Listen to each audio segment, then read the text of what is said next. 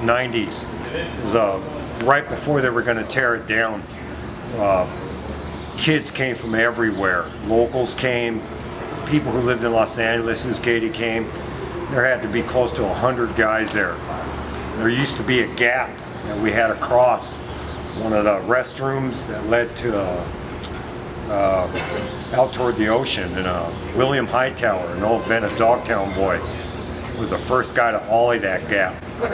And there was a lot of firsts back here. The first board slides on benches, where I made up the first wall kick turn was back here.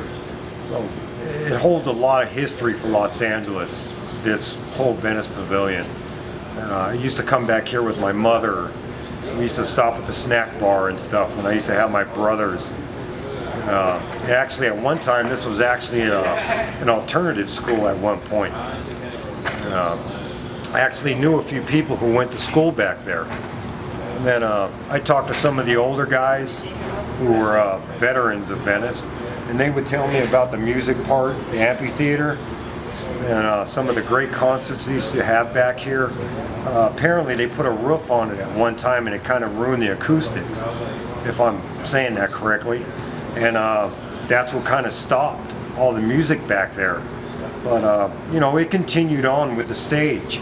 They used to have things throughout the years, but the main use for the Venice Pavilion after all that ended was it was our skate park.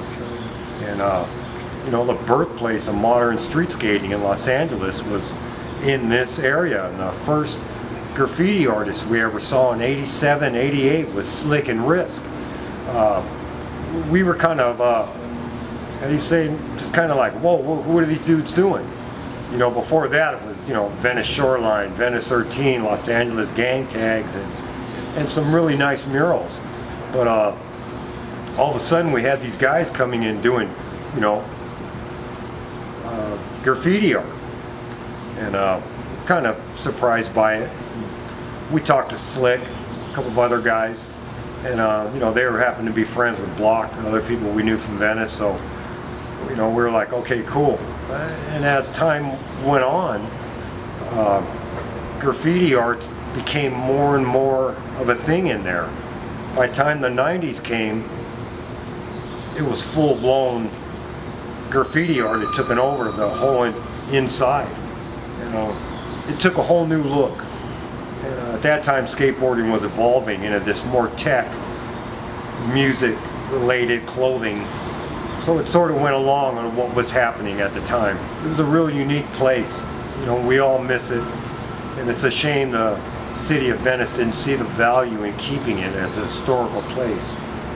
And thank to all the guys who made this happen. Adidas, Roger, brings back memories when I roll back in here. And probably be the last time I see it again, you know. Well, there you go. One of my favorite memories about the Venice Pavilion is that, you know, it used to be my private playground. I could go there and I could just like, I could park and I could go out and I could surf and nobody would bother me. There'd be nobody there. And that was one of my fondest memories, is just going out and surfing the lefts at the breakwater. Back in the 80s, skateboarding had taken like a turn, and skate parks were all closing. So Jesse Martinez and his crew of Venice guys made the Venice Pavilion their skate park. The Venice Pavilion was the birthplace of what is known as modern day street skating. It's unbelievable. And this is a recreation of that. Fucking awesome. Awesome. It's so awesome. You know, it brings back, you know, so many like good memories to me, you know, of great times. Blake Ular. What up? Alright man, tell me one of your favorite memories from skating the Venice Pavilion. Well, it's probably like a year into skating when it was still there. But the one memory I do have is my dad taking me down there, and I was able to get a 50-50 on one of the ledges. I know, like, I don't know if I landed it because the memory is so blurry, but I remember skating at my elementary school in Santa Monica. I did a 50-50 on the bench there, so I remember being like, oh, this one I think is lower because it was all grinded down from bikes and a bunch of skating and stuff. So that's probably the only memory I have. Wow. Wait, how old were you when the Venice Pavilion got torn down? I think about 9, because it was in 2000. Yeah, like 2000. Yeah. So I was probably like 9 or 8 years old. So yeah. What do you think of like this recreation thing here? This shit's tight. As much as I mean, I could remember the whole pavilion, you know, but the only thing that's missing is the fire station, but that was off over to the side. So this shit is sick. This is pretty much like, I mean, I don't think it gets any more spot on than this. They did a really good job. Like the stage, everything. I mean, Yeah. the table placement, everything's pretty much on point from what I can remember. Maybe one day they'll bring the actual thing back. That would be sick. That'd be sick. I heard some rumors. They brought back the West LA courthouse. I mean, they didn't bring it back, but they took off the knobs and made it like a legal skate spot. So maybe, you know, we can get that fast again. That'd be sick. Then we'd have the skate park and the pavilion again. Yep. Hell yeah. Yes, both worlds there. Thanks, Blake. Yeah. Ular. Yes, sir.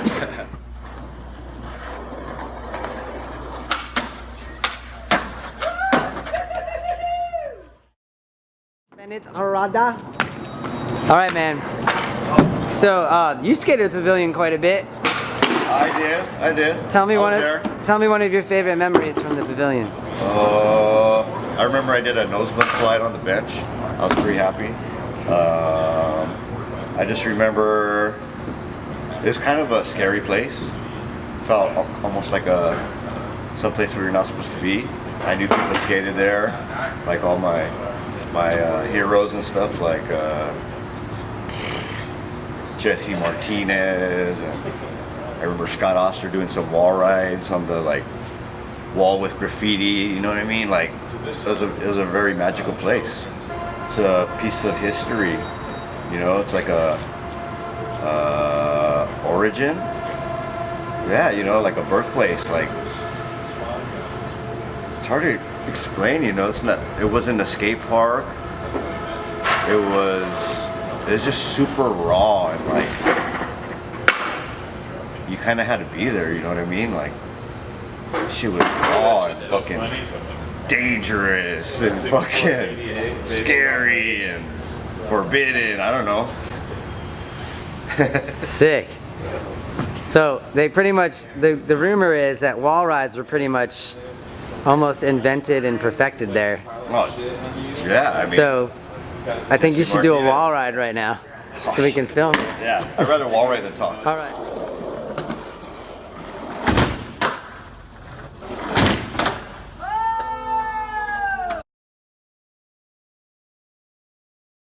Beginning. So Roger Gassman and myself have been working on Adidas' partnership for about the last 8-9 months, really. And our whole idea was like, how do we recreate and tell the story of skateboarding and graffiti coming together in a lot of ways. And I think a lot of skaters like understand that these worlds are pretty similar. A lot of graffiti writers skate, a lot of skaters also write graffiti. We also skate in the same spots, like there's a million bridges and DIY spots all over the world and all over the country where skaters and graffiti writers sort of come together. But I think, like, you know, from a historical perspective, there's nothing more iconic than the Venice Pavilion. It's where modern street skating was born, and it's where a lot of the West Coast graffiti sort of was born as well. Like a lot of the iconic, you know, graffiti writers like Risk, Craig Stesic, all of these names sort of came out of Venice. And so it was just a no-brainer to try to recreate this special place. I feel like a lot of skaters all over the world, and not just, you know, people living in California, felt like they had a piece of the pavilion. It was like such an important and iconic place. It showed up in every skateboard magazine. It showed up in so many skateboard videos. It showed up in Hollywood movies and video games. And like, I feel like every skater like can really relate to this place, whether they got to skate it or not. It's just like a part of our heritage and story. So I feel like even the skaters that weren't there in Venice like have like it holds a special place in a lot of people's hearts. the Venice Pavilion exhibition is going to be open beyond the streets the duration of the show, but we really wanted to celebrate this partnership and really create a special day to celebrate everyone in Venice who made it what it was. All the OG riders, all the OG skaters, the surfers, and the bands, some of the bands that really helped create the sound of Venice. So, bringing everyone together was something that we really wanted to do and create this special moment. So, on Memorial Day weekend, we're going to do just that, bring everyone together. We're going to have Excel play, the Shrine is going to play, Ric Clayton is coming out with his new book this month.